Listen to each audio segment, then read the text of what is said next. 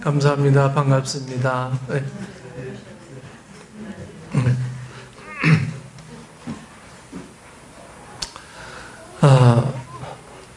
우리가 이 살아가면 인생은요, 우리 평생을 살아나가면서 이 갈등을 합니다. 이제 뭐에 대한 갈등이냐면 뭘 취하고 뭘 버려야 하는지에 대한 갈등이죠. 어떤 걸 얻어야 하고 어떤 걸 버려야 될지, 여기에 대한 갈등이 아마 우리 한 평생의 갈등이 아닌가 생각합니다. 어린 아기 때부터 우리는 이 부모로부터 이런 말을 듣고 삽니다. 그건 지지야. 이런 말을 들으면서 이 만지지 말아야 할 것을 우리는 배웁니다. 이거 지지야 하면서 못 만지게 하는 거. 그리고 돌잔치 때에도 뭔가 잘 잡아야 된다는 강박감에 막 우리는 시달립니다. 우리 아이가 연필을 잡는다, 청진기를 잡는다, 시를 잡는다, 성경책을 잡고, 마이크를 잡고, 돈을 잡고, 판사봉을 잡고, 이런 이 돌잔치에도 아이가 뭘 잡을까? 잡으면 그 아이의 평생 인생이 아마 결정이 된다고 믿는 건지, 아니면 그렇게 되는 소망을 갖고 싶어 하는 건지, 저는 잘 모르겠지만 하여튼 뭔가 잡아야 된다라고 하는 이 강박감은 우리 평생의 갈등으로 우리에게 남아있죠. 왜냐하면 잡는 것과 이 버리는 것에 따라서 삶의 방향이 어쩌면 결정된다고 여겼기 때문이라고 우리는 그렇게 생각하고 있는 거죠. 뭘 잡느냐에 따라서 내 삶의 방향이 결정된다. 그래서 군에 가서도요, 늘 이런 말을 들어요. 줄 잘 서야 된다 그래요. 군에 가면 줄 잘 서야 된대요. 줄 잘못 서면 아주 엉뚱한 일을 당하게 되니까, 공연한 어려움을 당하게 되니까 줄 잘 서야 된다. 이것도 이렇게 취하는 거 아니겠습니까? 또한 우리는 학교 교육을 받으면서도 끊임없이 버려야 할 것과 이 취해야 할 것에 대해서 우리는 늘 배웁니다. 그래서 이 시험 문제 자체도요, 다음 보기 중 버려야 할 것은 이렇게 나오지 않습니까? 저희 공부할 때 이렇게 문제가 많이 출제돼요. 다음 중 보기에서 버려야 할 것은 이런 문제들. 유치원 때부터 고등학교 때까지 십수년을 우리는 이 반복해서 버려야 할 것, 또 취해야 할 것에 대한 문제풀이를 하면서 어쩌면 우리는 그렇게 살아오는 건지 모르겠습니다. 우리가 또 성인이 되어서 사회에 나오면 이 취하는 것과 또 버리는 것의 갈등과 시험이 우리는 좀 끝날 줄 알았는데, 이제 더 많은 선택의 순간 앞에서 우리는 또 갈등해야 하고, 학교를 다닐 때보다 더 복잡한 경우의 수로 인해서 결단에 굉장한 어려움을 겪게 됩니다. 비교적 쉬운 문제를 한번 내보겠습니다. 우리 손에 노름을 잡아야 하는가, 아니면 과감하게 버려야 하는가? 이건 정답은 다 정해져 있죠? 노름 잡을 사람이 어디 있어요? 신앙생활에 별 도움 안 되는 노래방 마이크를 잡을 것인가, 아니면 교회 와서 특송을 할 것인가? 우리 이미 정답은 다 알고 있어요. 신앙생활로 문제를 확대해 보면 주일에 단풍놀이를 가야 하는가, 아니면 예배를 드려야 하는가? 물질적으로 넉넉하지 않지만 우리가 11조 헌금을 드려야 되는가, 아니면 돈이 없으니까 그냥 내가 써야 되는가? 구역 예배를 가야 되는가, 아니면 바쁜 일을 먼저 해야 하는가? 이런 결정하는 일도 결코 쉬운 일은 아닐 거예요. 만약 이러한 문제가 이번 수능 문제에 나왔다면 정답 맞추는 일은 그렇게 어려운 일이 아니에요. 내 처한 상황, 사회라는 환경, 그리고 공동체와 이 인간관계라는 복잡한 상황 앞에서라면 고민될 수밖에 없을 겁니다. 무엇보다도요, 정답을 찾는 일은 쉬워도 그 정답대로 살아가는 일은 결코 쉬운 문제가 아니라는 사실이죠. 정답은 알고 있는데 그 정답대로 살아가는 것은 결코 쉬운 문제가 아니에요. 여러분들이 성경은 알고 있지만 성경대로 살아가는 건 또 다른 문제예요.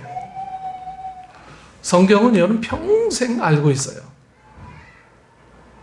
평생 알고 있고 예수님이 우리를 위해서 뭘 하신 분인지, 앞으로 우리에게 뭘 예비하실 분인지 알고 있는데 내가 정작 그 예수님의 말씀대로 살아간다는 건 또 다른 문제예요. 그래서 우리는 갈등합니다. 알고는 있지만 이것을 어떻게 살아가야 하는 문제, 이 문제에 관해서는 우리는 또 다른 고민의 시작이 모든 성도들에게 공통적으로 다 있게 마련입니다. 오늘 본문 말씀에도 이 고민을 하는 청년이 오늘 주인공으로 등장을 합니다. 한 부자 청년이 예수님께 나옵니다. 분명히 전제하고 있죠. 부자 청년이. 이 청년이 어떻게 해서 돈을 벌어서 부자가 됐는지는 잘 몰라요. 하여튼 부자 청년이라고 돼 있어요. 부모로부터 재산을 물려받아서 부자가 됐는지, 아마 청년이 부자 된 거는 아마 부모의 영향이 가장 크겠죠. 그래서 그는 예수님 앞에 무릎 꿇고 이 겸손을 표할 정도로 아주 그러한 사람이었어요. 인격적인 사람이었다고 성경은 이 청년에 대해서 이야기합니다. 그러니까 부자면서도 인격까지 갖췄어요. 심지어. 그러니까 겉으로 볼 때는 굉장히 품이 있는 그러한 사람이었습니다. 또한 그는 내가 뭘 해야 영생을 얻겠습니까? 이렇게 보다 높은 영적인 세계를 추구했던 신앙적인 사람이었어요. 여러분, 대부분 부자들은요, 내가 이 영생을 어떻게 취할 수 있습니까? 라고 하는 질문을 잘 하지 않아요. 어떻게 돈 더 많이 벌 수 있을까요? 이 질문하죠. 근데 이 청년은요, 그래도 예수님 앞에 내가 어떻게 해야 영생을 얻을 수 있습니까? 뭘 해야 영생을 얻을 수 있겠습니까? 이런 질문하죠. 그리고 어렸을 때부터 이 청년은요, 율법을 잘 공부했던 사람이었다고 온 본문은 이야기합니다. 알고 있었던 것뿐만 아니고 율법을 잘 지켰던 청년이었다, 이렇게 얘기해요. 사실 그는 누가 봐도 부자지요. 짐짓 잘생겼다고 우리는 생각을 합니다. 인격도 훌륭했어요.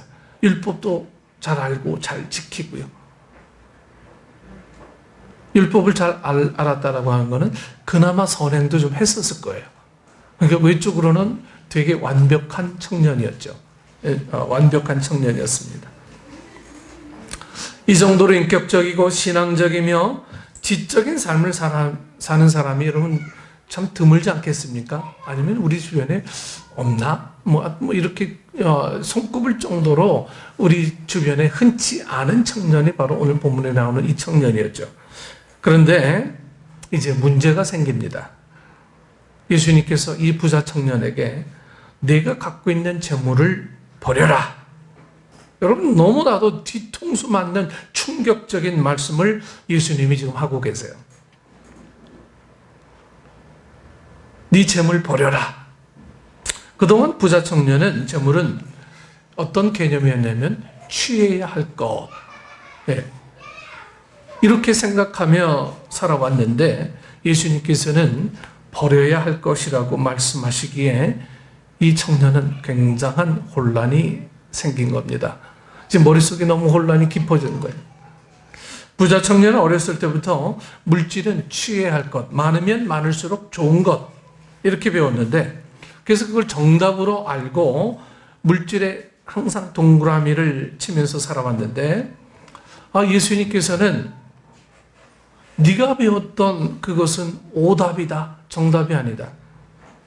정답은 재물은 가난한 이들을 위해 팔아서 나누는 것이라, 이렇게 말씀하시니까 이 청년이 너무나 갈등이 있는 거예요. 아니, 남는 것 갖고 도와야지 내 재물을 팔아서 도와요? 전혀 이해가 되지 않는, 앞뒤가 안 맞는 그런 이야기를 예수님은 이 청년에게 지금 하고 계십니다. 그래서 이 청년이 지금 갈등이 이만저만이 아니에요. 칭찬받아야 마땅한 이 부자 청년. 근데 이 칭찬은커녕요, 국물도 남는 거 없이 지금 야단 맞는 느낌인 거예요. 이 청년이요. 만일 부자 청년이 무엇을 하여야 영생을 얻으리까? 라는 이 질문을 하지 않았다면, 여러분, 재물은 취해야 할 것이라는 정답이 맞아요. 그것이 정답일 수도 있습니다. 왜냐하면 야곱, 이삭, 그리고 다윗과 솔로몬 등 수많은 이 성경 속 인물들이 하나님의 축복으로 물질적인 부자로 살았기 때문입니다.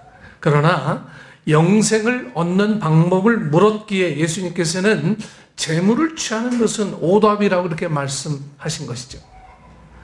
이를 다른 말로 하면 영생을 얻으려면 재물은 버려야 함이 정답입니다. 왜냐하면 영생을 위해서는요, 여러분, 물질은 소용없는 것이고, 그러기에 가난한 이들을 위해 나눠주는 것이 오히려 좋은 것임을 예수님 오늘 이 청년에게 지금 말씀하고 계십니다. 1912년에 영국의 타이타닉호를 여러분 기억하시죠? 영화에서도 잘 나와서 여러분들은 이미 잘 알고 계십니다. 그 타이타닉호에 2227명, 전 세계에서 가장 큰 호화로운 이 여객선이죠. 2227명의 승객 중에 1500명이 죽은 역사상 최대의 해난 사고가 바로 이 타이타닉호의 침몰입니다. 물론 우리는 그때의 상황을 직접 볼 수는 없었지만, 영화로밖에 접할 수 없었지만, 그 배에 탄 승객들은 하나같이 고급스러운 폐물과 화려한 옷으로 치장했고요. 저녁마다 술과 음식을 곁들인 파티를 즐겼고, 자신들의 경제적인 부를 자랑하면서 인맥을 넓혀가고 있습니다. 물론 아름답고 화려한 좋은 옷도 술과 음식으로 즐거움을 더하는 것도 물론 나쁜 일은 아니에요. 이게 나쁘다고 얘기하지 않아요. 또한 인간관계 넓히고 교제를 나누는 일이 뭐가 문제가 되겠습니까? 자기 돈이 있어서 누리는데 누가 뭐라고 그래요? 그런데 문제는 배가 파선이 되고 배의 무게를 줄여야만 생명을 건질 수 있는 이 위기의 상황을 맞이했다는 것이 이 타이타닉호에서 주는 하나의 교훈입니다. 영화를 보면 승객들은 자신들이 갖고 있던 고급스러운 명품 가방, 명품 가방뿐이겠습니까? 그 안에 든 여러 가지 보석들은 얼마나 많겠어요? 잘 보시면 아낌없이 바다로 다 던져요. 명품 가방, 이게 무슨 소용이 있겠어요? 네. 우리 배의 무게를 줄이자. 그래서 거기 있는 물건들 전부 다 배에서 다 던지죠. 책상, 의자, 집기들, 배 밖으로 다 던져요. 네. 그래서 이 배의 무게를 줄여보려고 침몰을 좀 더디게 하기 위해서 애를 씁니다. 저들이 바다에 던지는 가방은 얼마 전까지만 해도 명품 가방이야 해가지고 뽐내고 자랑했던 그 가방, 그 안에는 엄청난 보물들이 들어 있는지 모르겠지만, 하여튼 명품 가방에 잉어빵 하나 들겠어요? 엄청난 게 많이 들었겠죠. 애지중지했던 명품 가방이었고, 그 안에는 소중한 물건들도 많았을 텐데, 배가 파선이 되고 이 위기의 상황이 되니까 과감하게 귀한 물건들을 바다에 던지는 겁니다. 과감하진 않아요, 사실. 그냥 던질 수밖에 없었죠, 그 상황이. 왜냐하면 가방보다 생명이 더 중요하기 때문에.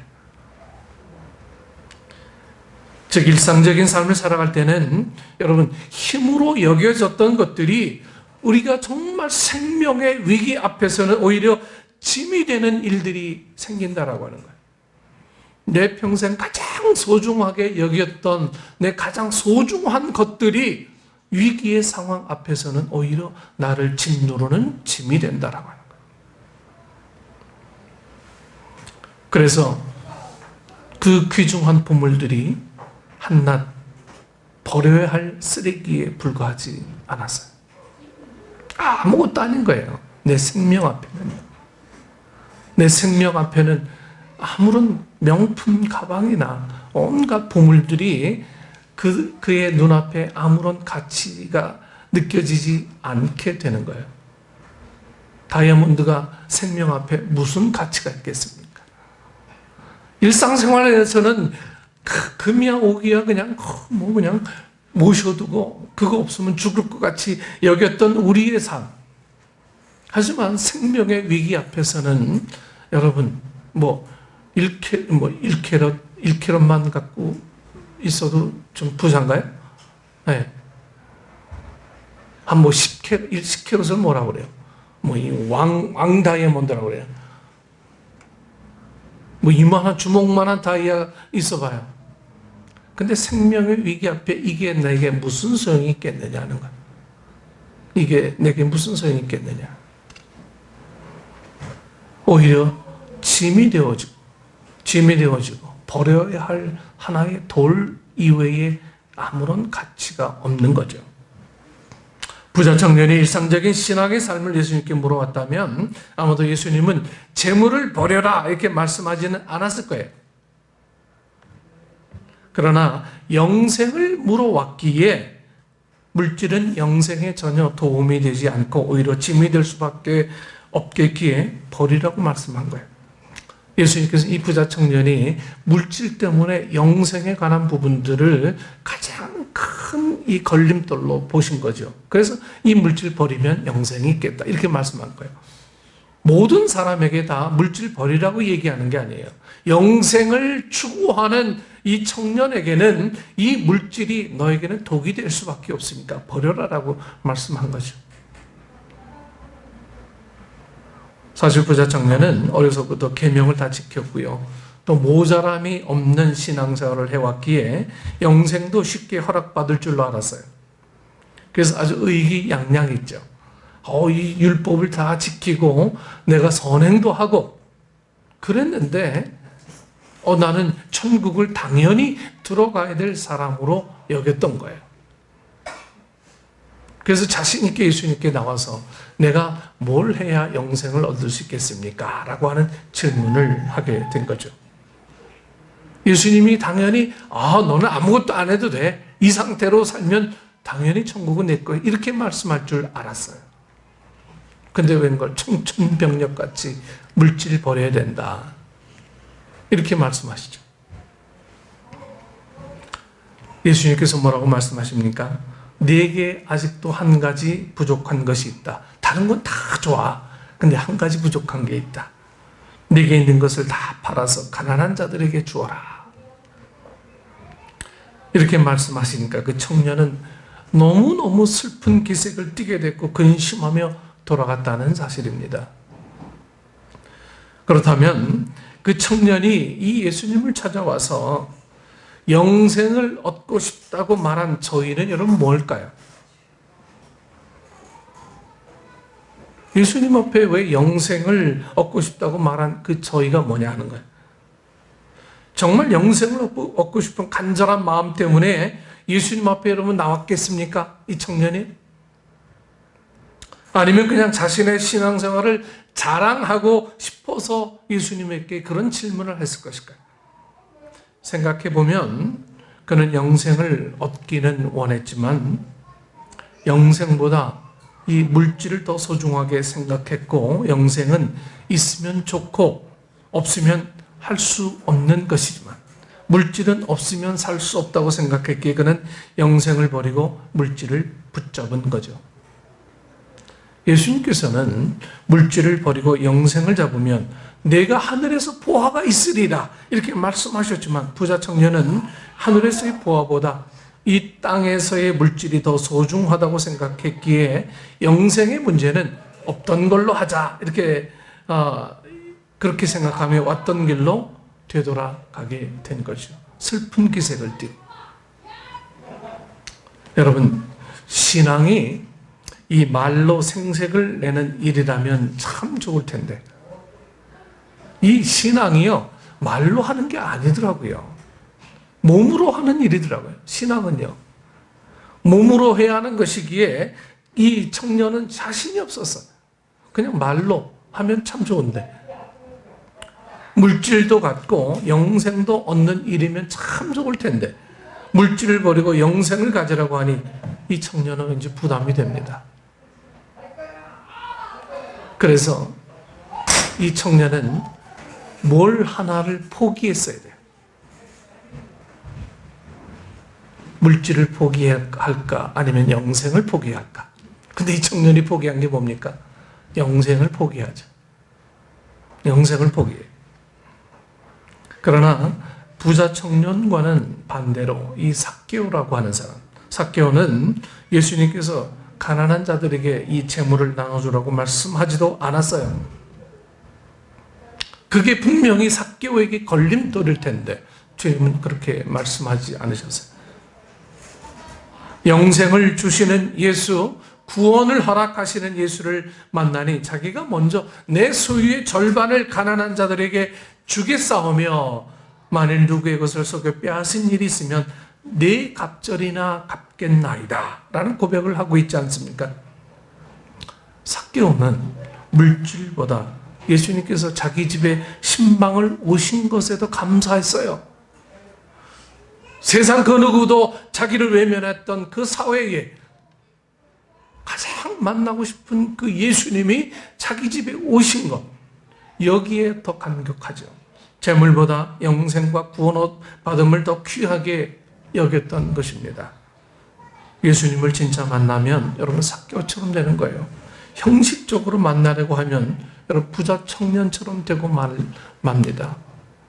오늘 우리에게 있어서 무엇을 사랑하느냐에 따라서 우리의 삶의 방향이 결정되기도 합니다.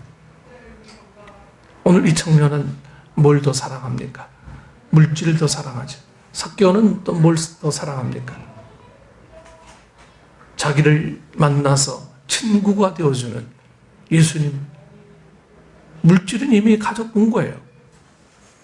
그러니까 이제는 사회로부터 같이 호흡할 수 있는 한 멤버십을 더 원했던 거죠. 거기에 영생을 얻게 되는 이 삭개오의 삶. 저는 이 말씀을 묵상하면서 다음 주에 있을 추수감사절을 좀 묵상하게 되었습니다. 여러분, 추수감사절이란 우리에게 베푸신 은혜를 감사하며 사모하는 일이 아닙니까? 절기가 됐으니까 하는 거지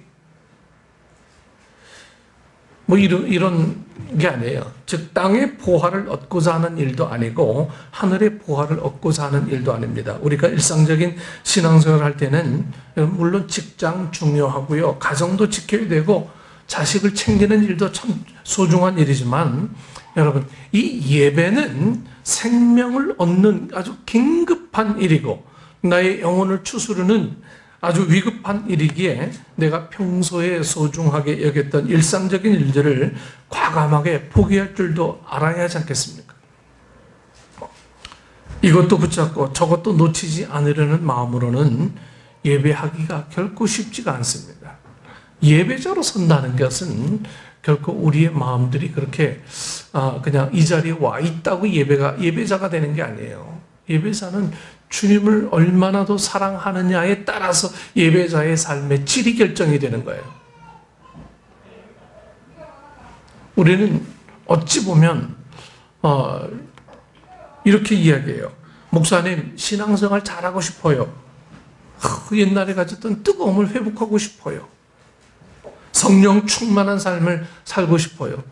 새 생명 얻고 싶어요. 내 삶이 이래서는 안 되는데 정말 그렇게 살고 싶습니다. 이렇게 우리 속으로 되뇌이며 이야기합니다. 그러면 눈치챈 저희 오목사가 우리 권사님, 우리 집사님들 세상에서 즐기던 것들을 과감하게 내버리고 신앙적으로 매달리세요. 이렇게 저 또 설교하죠. 그럼 우리 성도들은 본능적으로 영적인 생명과 세상의 소중한 것을 저울에 달아서 더 비중을 두고 무게가 나가는 것을 선택하게 되는데 대부분의 성도들이 이 부자 청년처럼 영적인 것을 버리고 다 세상적인 것을 붙잡는다는 사실입니다. 우리라고 예외겠습니까? 영적인 것을 붙잡으십시오라고 얘기할 때 여러분들은 여러분 스스로의 저울에 여러분 이 가치를 달아보지 않으세요? 뭘 선택하느냐 하는 거예요. 그러면 차라리 처음부터 영생을 얻고 싶다, 신앙생활 잘하고 싶다라는 말이나 하지 말지. 네.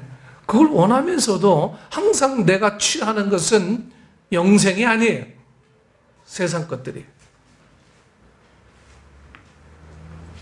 한편 부자 청년이 내가 어려서부터 다 지켰나이다 라며 교만함을 드러내고 있음이 참 마음 아픈 거예요. 내가 어려서부터 다 지켰습니다. 여러분, 이 세상에 다 지키는 게 어디 있어요? 다 지켜요? 이건 교만 중에 가장 큰 교만이에요. 내가 뭐라고 다 지켜요? 율법도 다 지키기 어려운데 날마다 부족하고 날마다 넘어지는 연약한 삶을 살아가는 우리들 아닙니까? 만일에 청년이 예수님 나는 부족한 게 참 많은 사람입니다 라고 이렇게 예수님께 말했다면 과연 예수님께서 네게 아직도 한 가지 부족한 것이 있다라고 이런 말씀 하셨겠습니까?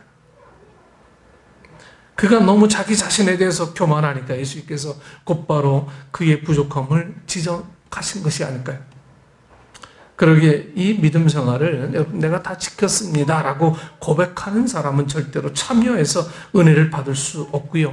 나는 좀 부족한 것이 많은 사람입니다. 예. 이렇게 겸손히 무릎 꿇는 사람만이 은혜를 받을 수 있음을 우리는 좀 깨달아야 할 것입니다. 신앙생활을 내가 컨트롤하면 그것은 신앙생활이 아니라 종교생활이 돼요. 여러분 종교생활을 하십니까? 신앙생활 하십니까?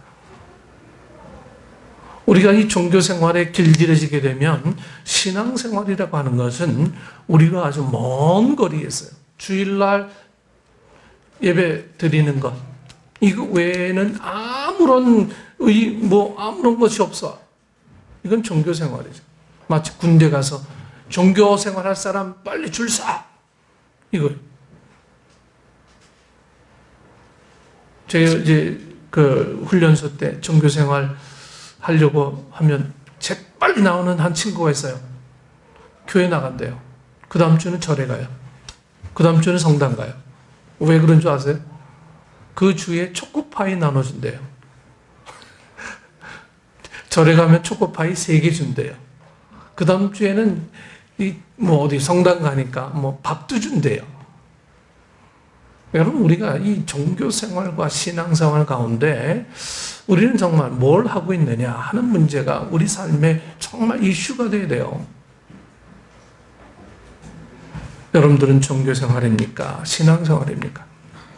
신앙생활을 하는 우리의 모습들은 정말 주님 앞에 정말 정직하게 서 있어서 주님이 하시는 말씀을 듣고 그 주님의 말씀대로 살아가려고 노력하는 사람이 신앙생활하는 거죠.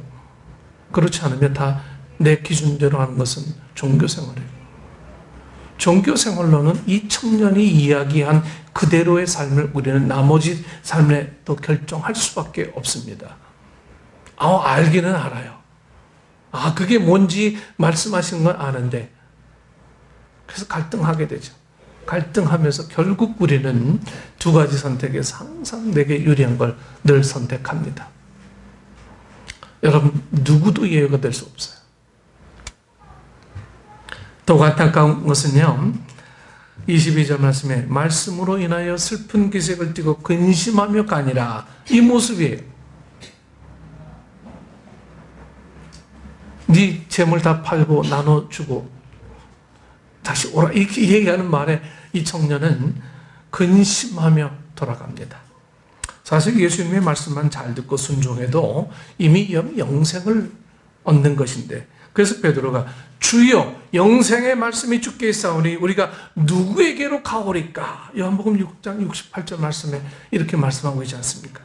이 부자 청년은 예수님의 말씀에 불순종함으로 영생의 말씀을 듣고도 그 슬픔과 근심에 휩싸이게 되었음이 참 안타까운 거예요.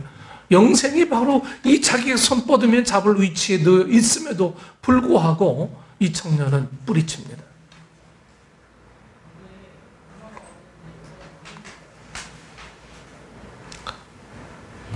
어떤 이 비유적으로 그린 만화가 하나 있어요. 뭐냐면 똑같이 이 다이아몬드를 캐는 두 사람이 있었습니다.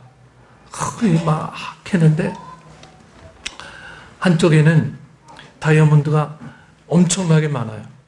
근데 한쪽에는 다이아몬드가 하나밖에 없어요. 막 캐다 보니까 하나 캔 이 사람이 먼저 다이아몬드다 하면서 막 환호를 하는 거예요. 그러니까 이 반대편에서 다이아몬드 캐던 사람이 그 소리에 놀래가지고 그 많은 다이아몬드 있는 걸 포기하고 하나밖에 없는 거기 와서 또 캐고 있더라고요. 여러분, 우리의 귀가 이렇게 얄팍합니다. 주님이 약속하신 이 엄청난 은혜는 우리가 멀리하고 남들이 얻었다라고 하는 이 다이아몬드 하나에 매달려서 평생을 헛수고하는 그런 삶으로 남는 것 없는 빈들 같은 그런 삶을 사는 우리의 모습은 아닌지. 결국 부자 청년은 처음부터 자기 자랑만 내려놓으려고 예수를 만난 거지 예수님의 말씀을 듣고 따르려는 마음이 없었기에 예수님의 말씀이 오히려 걸림돌이 되고 말았습니다. 그 축복의 말씀이 그에게는 걸림돌이 되는 거예요. 마음의 문을 열지 않는 한, 사모하는 심령으로 들으려는 마음이 없는 한 목사의 설교는 기쁨이 아니라 오히려 슬픔과 근심만 더함을 여실히 보여주고 있습니다. 저는 이번 추수감사주일, 이 추수감사주일을 대하면서 우리는 모두 부자 청년처럼 완벽한 신앙생활을 하지도 못합니다. 어디 부족한 것이 한두 가지겠습니까? 네. 그러나 그동안 소중하게 여겼던 세상의 모든 것들을 우리 십자가 앞에 좀 내려놓고 말씀과 기도로 은혜 받는 일에 우리가 힘쓰려고 합니다. 근데 듣는 일에만 열심히 돼서는 이 은혜의 삶이 되잖아요. 신앙은 말로 하는 게 아니고요. 뭘로 한다고요? 몸으로 하는 거예요. 몸으로. 그 은혜만이 나를 되살리고 소생시킬 수 있다는 확신으로 우리가 그렇게 믿음생활을 하는 겁니다. 우리 성도들 이번 추수감사절이 좀 우리가 세상 것 좀 버리고요. 영적인 것을 붙잡는 기회가 되길 바랍니다. 목사가 세상 것 버리라고 해서 여러분 다 버리시겠어요? 그렇지 않잖아요. 그 중에 아주 일부분들, 내 시간을 조금 버린다든지 내가 활용할 기쁨을 좀 포기한다든지 이런 거 아니에요. 그래서 교회의 유익을 위해서 함께 나누는 것. 여러분, 이게 포기가 아니고 뭐겠어요? 세상의 미련을 두고 뒤를 돌아보는 사람은 절대로 은혜 받을 수가 없습니다. 이것저것 다 돌아보느라 바쁘다고 말하는 사람은 은혜 받을 수 없어요.